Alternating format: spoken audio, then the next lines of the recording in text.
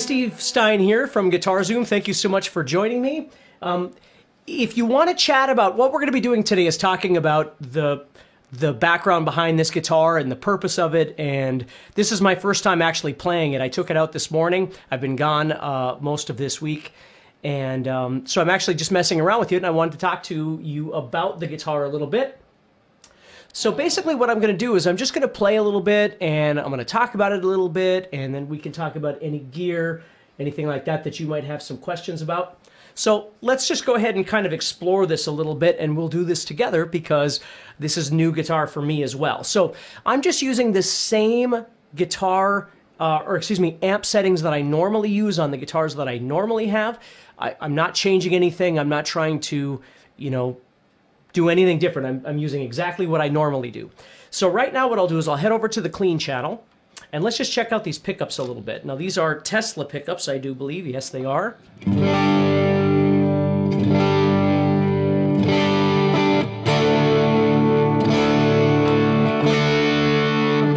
Now, when I started talking to both Chuck from Bootlegger, who owns the company, and Steve, which some of you would know from the GuitarZoom community, about this guitar, what we were doing is trying to think about some things that, especially what both of us Steves would like in a guitar.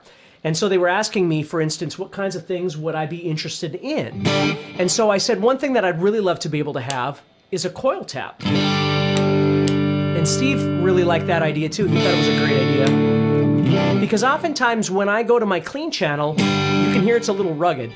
Now, I'm going to say up front, the intonation on this guitar is not doing well. Okay, I don't know if it was in the shipping or what. Steve says that what he thinks happened was there was some issues with the trem claw in the back. So when I play certain chords or I play certain, parts on the fretboard, you're going to hear that it's a little out of tune. This is just a prototype. That's all this is at this point. Everybody's playing it. Steve sent it over to me, and now I'm playing it, and then I'll report back to him what I thought about it, if there's anything that needs to be fixed or anything like that, and we'll just kind of keep going. Okay? So let's talk about the history of it, and then we'll keep going with the pickups, just so you sort of understand where I'm coming from.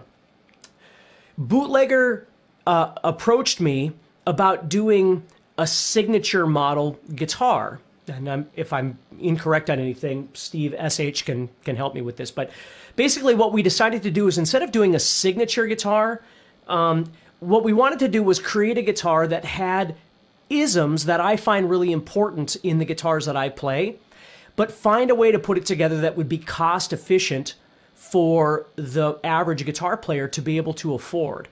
When you get into signature guitars, then there's all this other stuff, and all of a sudden you're looking at $1,500 to $2,500 in a guitar and all these things. And I didn't want to go that way. All I wanted to do was, I thought it'd be really cool if we could create a guitar that would be cost effective and would sound good and would play really good. So what I thought about was, how cool would it be if I could take some of the best things about my Ibanez Gems, and then the best things about my Paul Reed Smiths that I love, and kind of combine them together into something, because not everybody's a Paul Reed Smith fan, and not everybody's an Ibanez, RG/Gem fan. So it was nice to try and think of something that would be a little bit of both. And so Steve started putting together all of his intellect and diagrams and things like that, and started kind of coming up with an idea. And this is what they came up with. And of course, there were some revisions along the way, but we did a 3-in-3, this kind of its own kind of custom headstock. And then the cool thing about the neck is the neck really does feel a bit more like the Paul Reed Smith, in that it's a little bit thicker, but the fretboard itself is really, really easy to play. It's very straight. The frets are big frets, and it's just really easy to play. So I'll come back to the clean stuff in just a second. So it's very comfortable to play. Now, the neck is wider than my Gems, but it does feel a lot more like the Paul Reed Smith neck would feel. So basically, that's where it started from. And I said, I really need to have 24 frets. Well, you notice on this guitar, there is not 24 frets, okay? Again, this is just a prototype, and I need to keep stressing that. This isn't a done product. This is just what we've got so far. So it needs to have 24 frets. Most of you know I usually play EMG pickups. Well, this doesn't have EMG pickups. It has Tesla pickups. And the purpose of that is again, to keep the cost down a little bit. So right now is officially my first time kind of jamming with it. I took it out of the case just probably an hour ago to let it acclimate, and then I started noticing that it's got some intonation issues, which I already talked to Steve about. And again, it's just a prototype. We're just kind of messing around, but I thought, why not do it together since I've never really played it before? We can kind of mess around. You can see that the back here, where the jack goes in is sort of similar to the idea behind the Ibanez Gems, where it's at an angle like that. Okay, that's kind of cool. It's a 5-way switch because we have 3 pickups on here. Steve and I decided we really wanted to put in this coil tap, so it taps all 3 pickups. You can tap any of those pickups as you play, which is pretty cool. I was just messing around with that. Now it's got a floating bridge, okay, but we're gonna mess with that a little bit. I'm gonna be telling Steve some of the things that I would change about this if it was my guitar, some of the things that I would want. That doesn't mean that that's what's gonna happen with this guitar, because at the end of the day, the most important thing is that it services what Bootlegger and Steve and myself think about the guitar, and most importantly, what happens when it goes to you. Does it have all the things that you need to be comfortable? Does it play well? Does it sound good? Does it look good, right? All of those kind of things. We don't have a price point at this point. I think the goal was, because right now the guitar would be created overseas, which keeps the cost down. See, the battle here with guitar companies is that, everybody wants a USA-made guitar, which is beautiful, and I think that's wonderful. But as soon as you do that, the price goes up. And then, if it winds up being $1,400 or $1,600, is that too much money, right? Maybe it is, maybe it isn't, okay? And maybe someday we'll be able to offer both an overseas version and a USA version. But, it's always trying to find that battle between the two, so you're giving somebody something that is cost-effective, but yet a really good product. And whenever, you wind up building it in the USA, the cost does go up, okay? So it's just something to think about a little bit. So the guitar, it has nothing to do with not wanting to be built in the USA. The trick is just trying to keep the cost down a little bit so more people would be able to buy it and enjoy the guitar. It's got the locking tremolo system. Like I said, this one's got the Tesla pickups. Maybe if there was, in the future, if we wound up doing more of a Steve Vai, that would be even different. But the Steve Stine version, if we wanted to do something, where we put EMG pickups in it or something like that, there's all kinds of things we could do. But the goal right now is just to put something together that works good for you guys. So let's see here. It looks like we're doing pretty good. Target availability. I hope Steve is out there, but I think they're thinking sometime toward the end of this year, something like that. Let's see here. Hey, Michael. Hey, Brad. Yes, I am live, and I do see you guys. Hey, Wade. You'd love to see the jack in the front of the body. Which jack are you talking about, buddy? Are you talking about the input jack? Here, I'll show you the side here if that's what you're talking about. There's where the input jack is. And then, here, I'll turn it a little bit so you guys can see it. Get it out of the light there. Okay. So it's got this kind of whammy bar where you screw it in. Normally, I use the ones that pop in. This one's the screw-in type, okay? And then this is where the coil tap is right here, in your 5 position, okay? This 5 position's a little bit shorter than what I normally use on the Ibanez.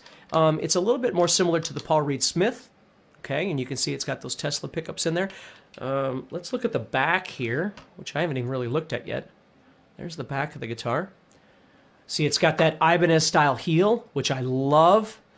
That kind of all-access joint where you can get up in there and you could play really high, which was a big request for me because it's really important to be able to get up inside there.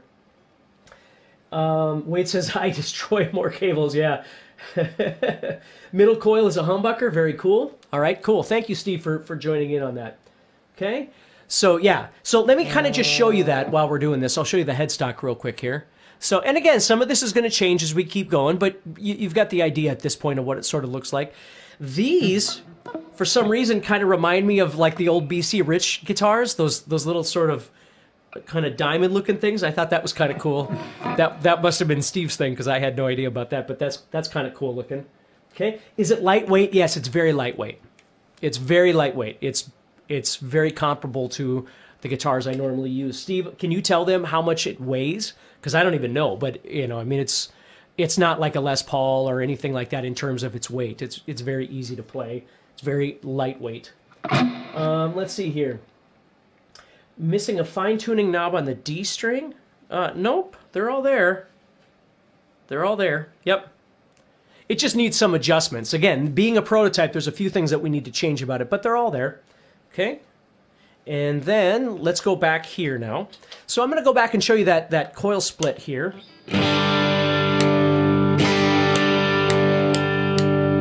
Now, again, over, you know, streaming, sometimes you can't always tell, but hopefully you can hear that a little bit.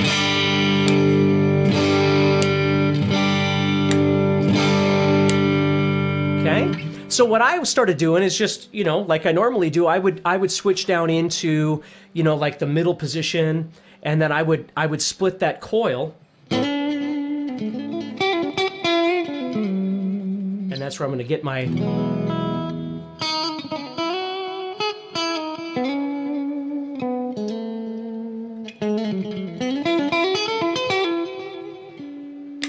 See if I put it back. Then I start getting some of that meat back into the tone.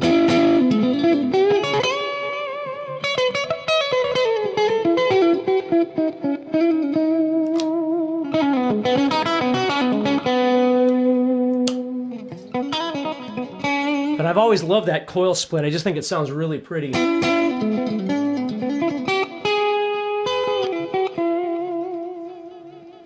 Okay, so it's just something to kind of mess around with. So let's go to a crunch channel, just pulling in a little bit more distortion here. Okay, now.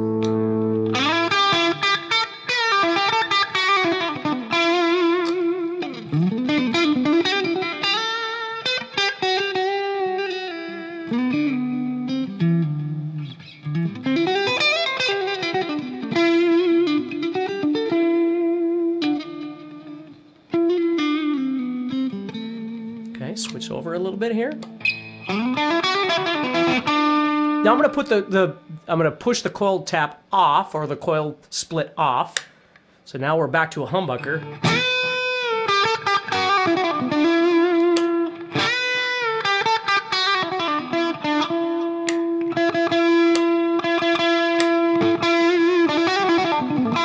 So it does thin it out, which is really nice. Give us a dive bomb. I'll do the dive bomb at the end because I'm worried that it might go out of tune. Okay, so we'll do the dive bomb. We'll do that test and see how this prototype stands up to that. Let me keep going just for a second here. Oh, that's great. Okay, so let's keep going. So now I'm going to move over into my more rock and roll channel, and this is where a lot of my soloing stuff takes place. Okay.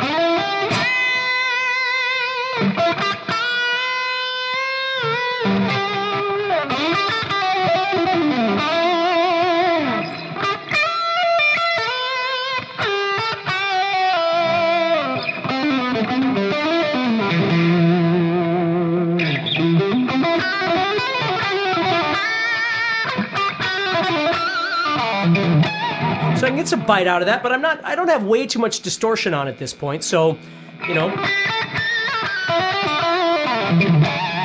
Go to the neck pickup here.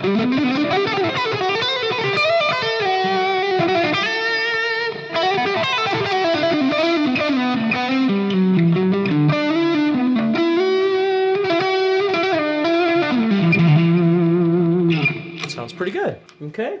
Let's see what everybody else has got to say here. But how about a version no locking trem, more like an Ernie Ball or possibly a piezo? Not a bad idea. Not a bad idea at all.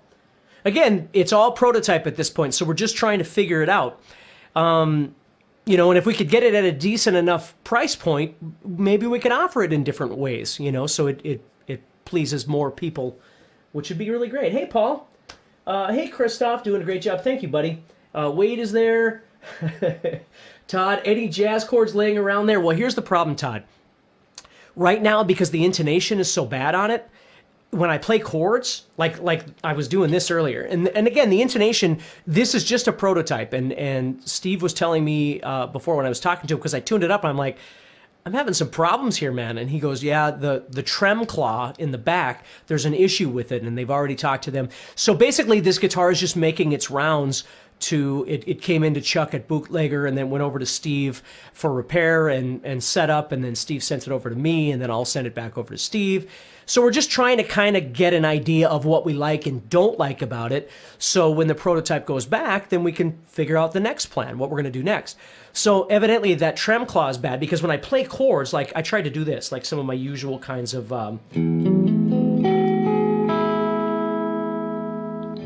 it doesn't sound so good.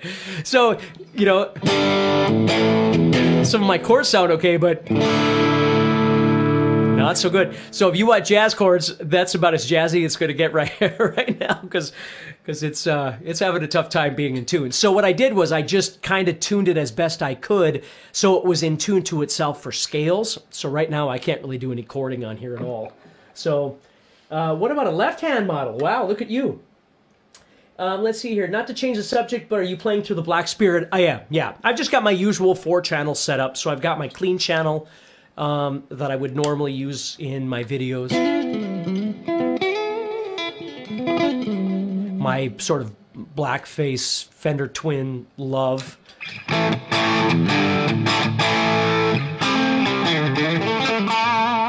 know, that sort of thing. And then I got to this channel, which is kind of my rock channel. And then I've got my kind of high gain channel.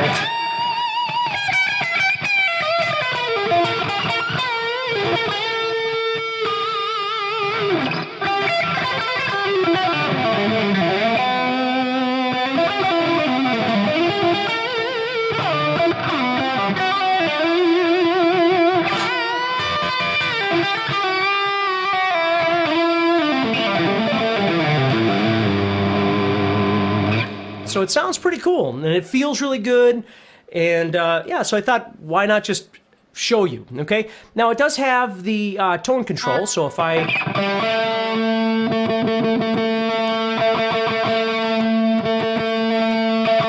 Now, that might seem obvious, but to be honest with you, all of my guitars have the... And don't ask why, because that's a whole other conversation, but it has the, and then somebody will ask why anyway, but it has the tone control taken out. So all my guitars don't have tone controls. None of my guitars have tone controls. But obviously 95% of you probably would want a tone control. So we have it on the guitar. It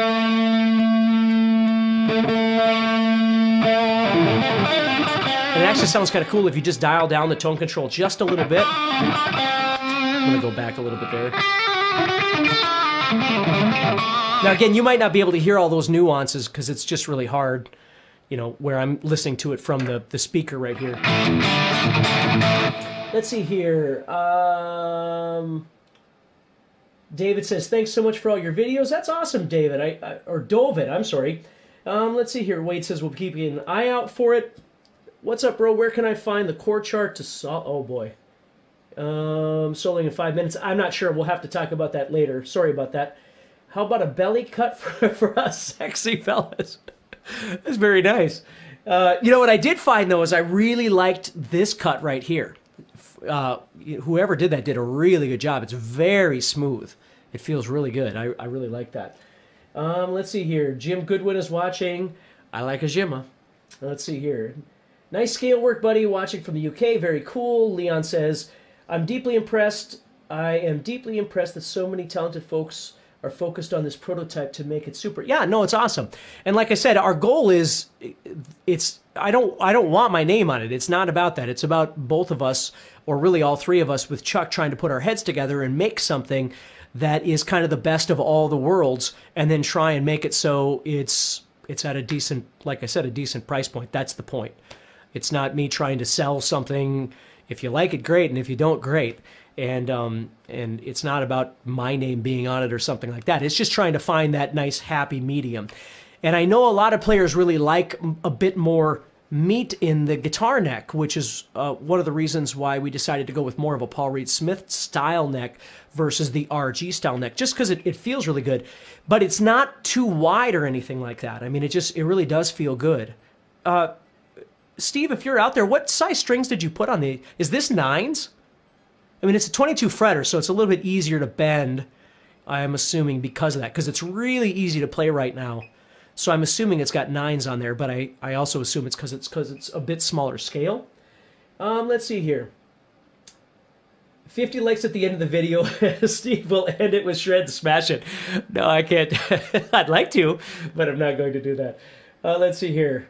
Like the depth on the neck, get down deep. Steve, can you tell Steven what the dimensions are exactly of this neck? I don't remember what you guys went through.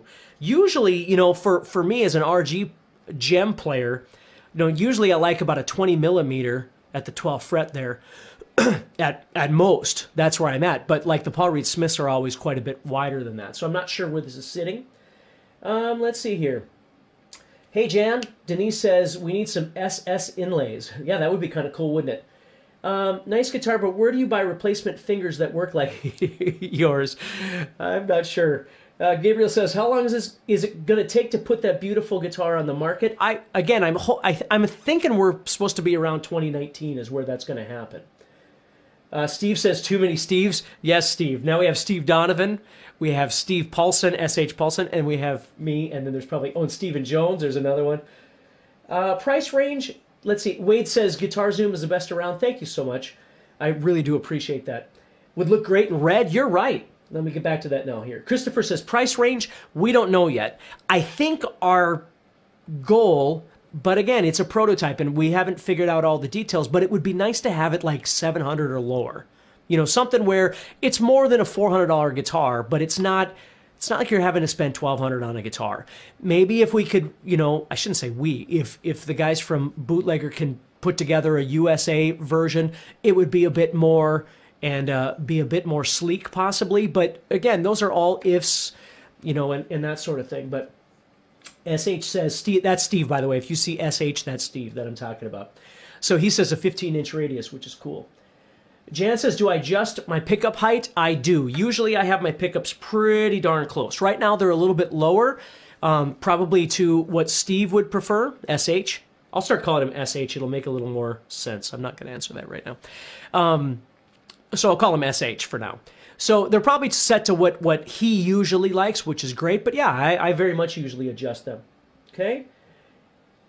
You consider Evertune in a model? Well, Evertune, Kim, is going to wind up in the cost again. You know, it's all those kind of things. I think they're all awesome. I think those are all great ideas. And again, if this was my guitar, it probably would wind up having EMG pickups in it. I'd probably throw an 81, an SA, and an 89 in there. And the neck would have been thinner if it was my guitar. And again, I want to stress that. It's not. It's a collaboration of trying to find the best of all these worlds in a guitar that feels good for you, right?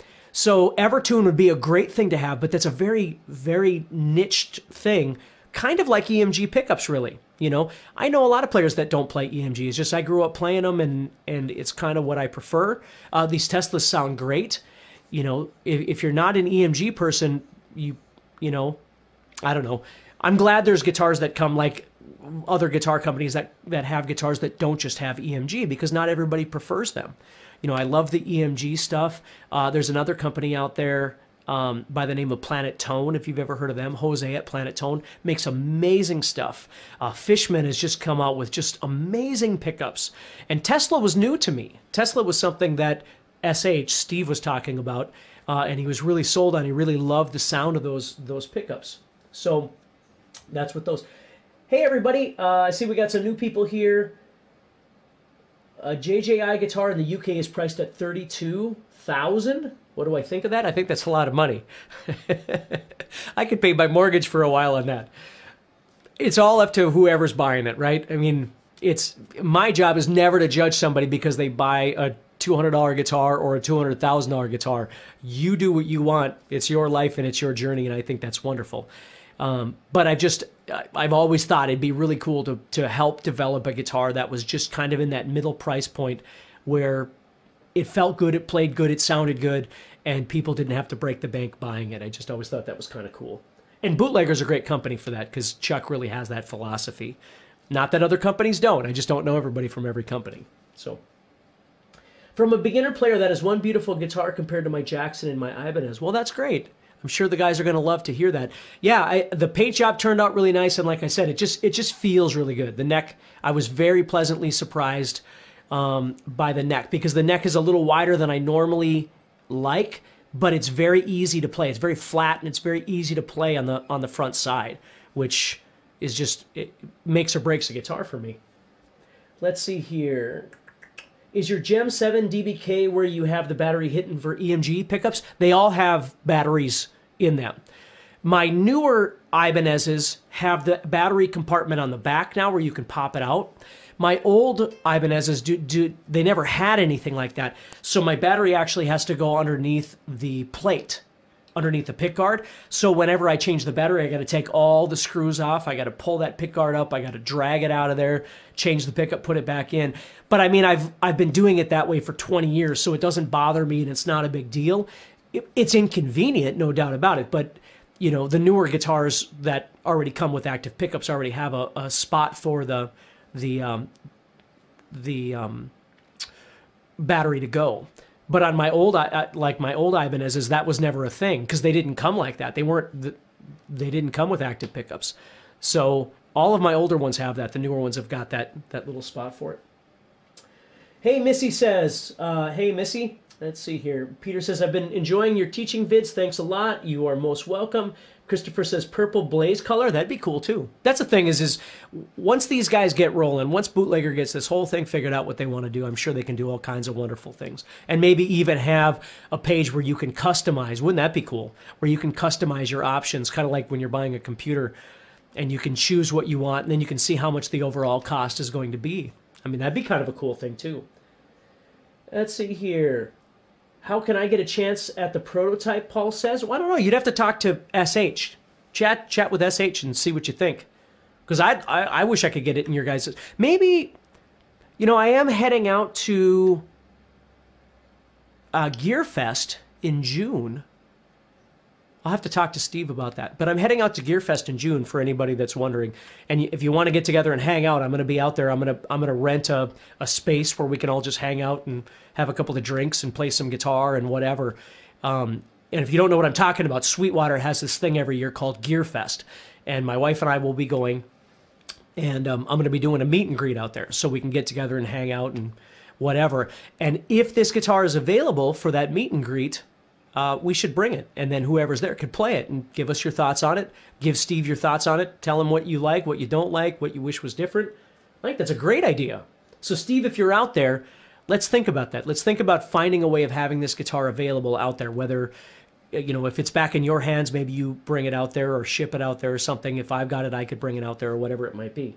But yeah, it'd be cool to let people try and play it. So you're all invited, okay? If you want to join me at the meet and greet, I'll give you more details once I get it, but basically what I think it'll wind up being is Sweetwater, the Gearfest event is Friday and Saturday, and then we would do that meet and greet on Sunday. Last year I did it at the Hoppy Gnome, I think it was called, in Fort Wayne, Indiana. That's where Sweetwater is. I think that's what it's called, the Hoppy Gnome. And I'm kind of thinking I wouldn't mind doing it there again if there's room.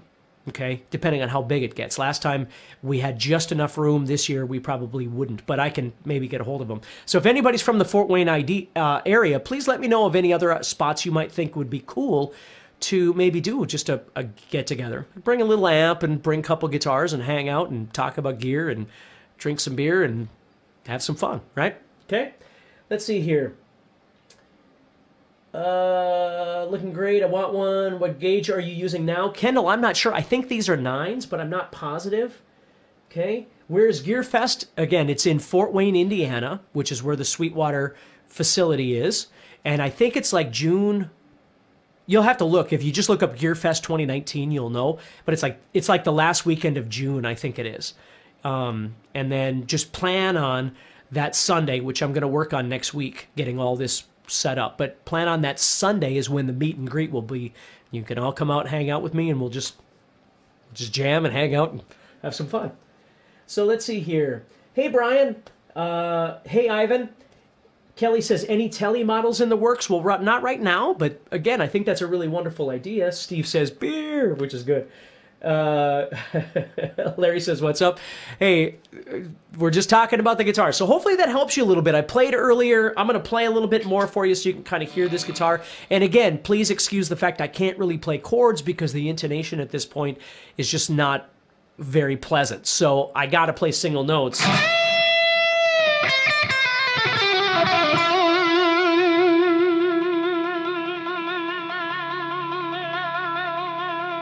Somebody asked about, you know, sustain. And again, sustain's kind of a relative thing, relative to the volume that you're at and all that sort of thing. But let me just give you an idea of sustain here.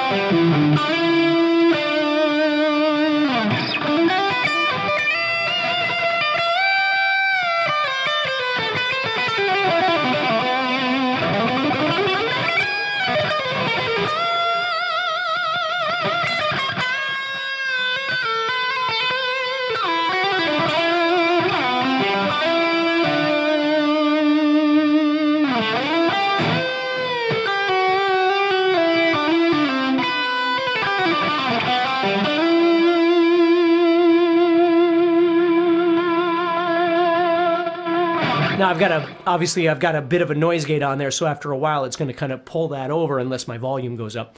And I'm not going to turn this up anymore right now, but you get the idea. Okay? So hopefully that helps you all. I'm very happy to tell you about this and at least introduce you to the idea.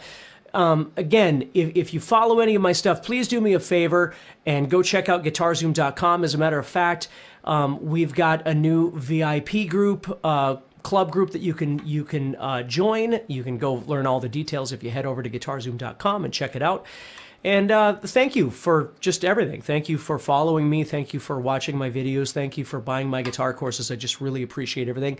And I will continue to try and bring you the best stuff that I can to keep helping you on your guitar journey and keeping you motivated. So take care and have a wonderful day or evening, whatever time it is for you, and I'll talk to you soon.